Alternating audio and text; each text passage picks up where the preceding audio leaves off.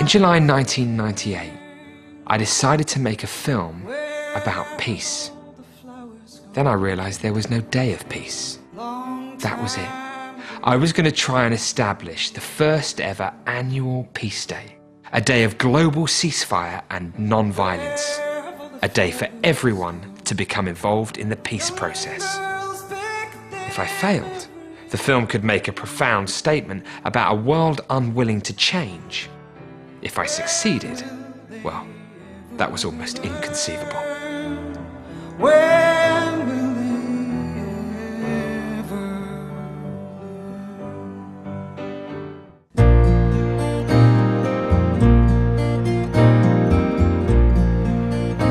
September 21st is the annual United Nations International Day of Peace, also known as the World Peace Day.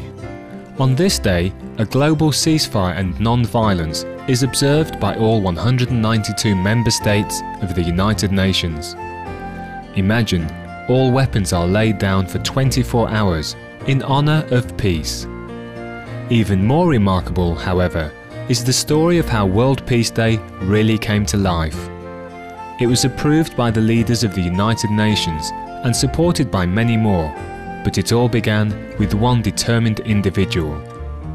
Mr. Jeremy Gilley, award-winning British filmmaker, is the founder and chair of the non-profit organisation Peace One Day. Mr. Gilley's mission has been to document on film his amazing 10-year journey to establish the World Peace Day and the remarkable achievements made thereafter. I came up with the idea for Peace One Day because I am a filmmaker.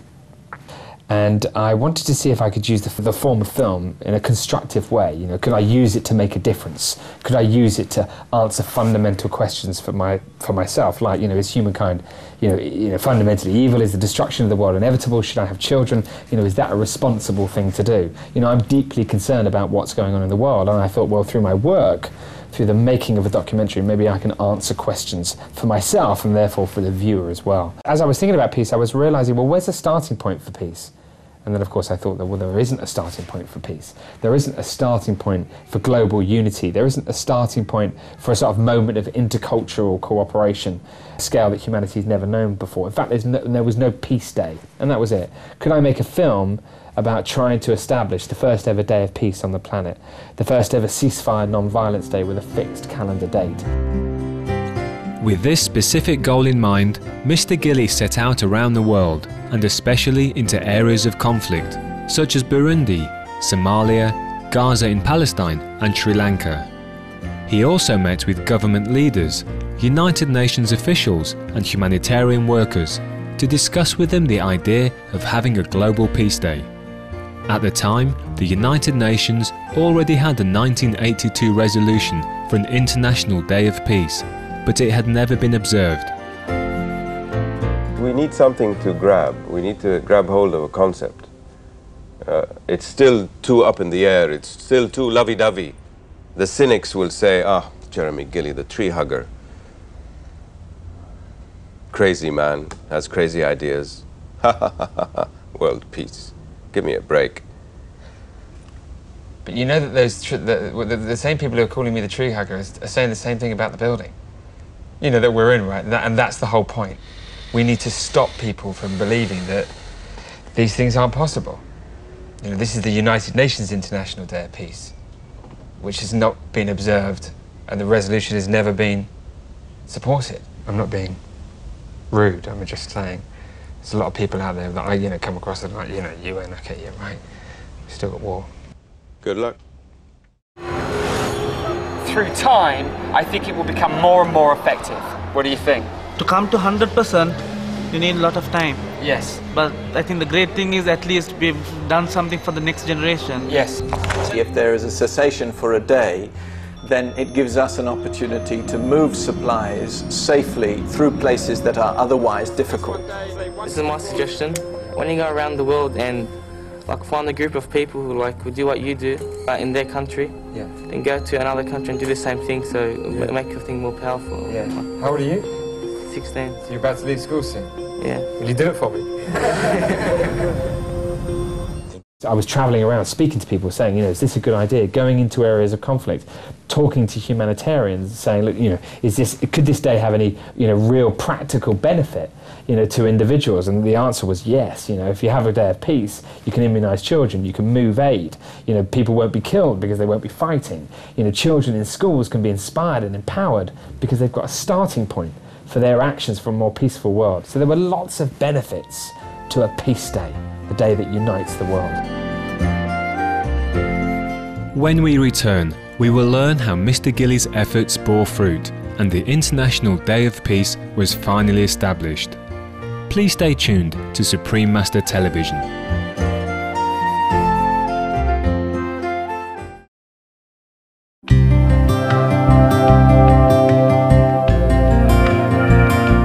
Welcome back to Enlightening Entertainment and our programme on Peace One Day, and how one concerned citizen and dedicated filmmaker worked to establish the first ever day of ceasefire and non-violence in the history of humankind. I visited Gaza, I visited the West Bank. I saw Shimon Peres because I asked all Nobel laureates for a statement about peace. Peace One Day is not saying who is right and who is wrong. In our hearts, we know if someone dies, it is wrong. The Arab League has an incredible opportunity to demonstrate to the world its commitment to peace by calling for ceasefire and non-violence on the first ever UN ceasefire day. I honestly come here for you to make history. I ask you to lead the world, and I will document that journey. I thank you so much for this opportunity.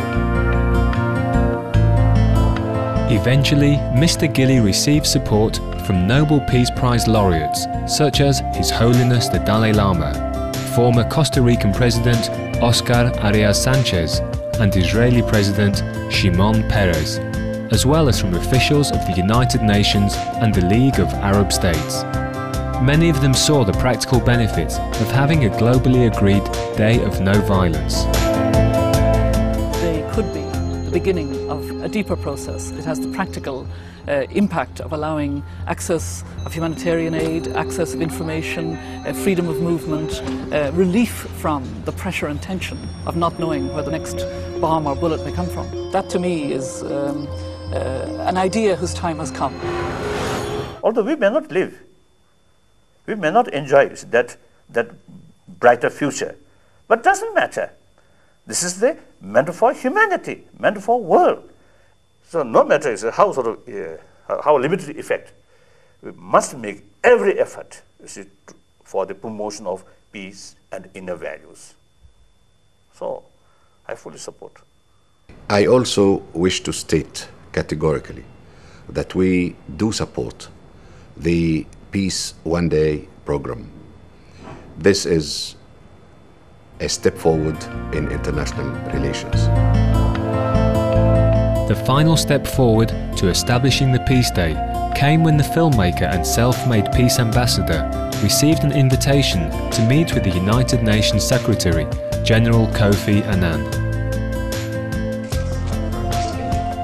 Mr. Secretary General, do you support the creation of the first global ceasefire day in the history of humankind? Oh, absolutely. I think it's a great idea. Any moment, whether it's a day or a week, that we can give the combatants to pause, to think, and reflect on what they are doing to their own people and to the environment will be a great achievement.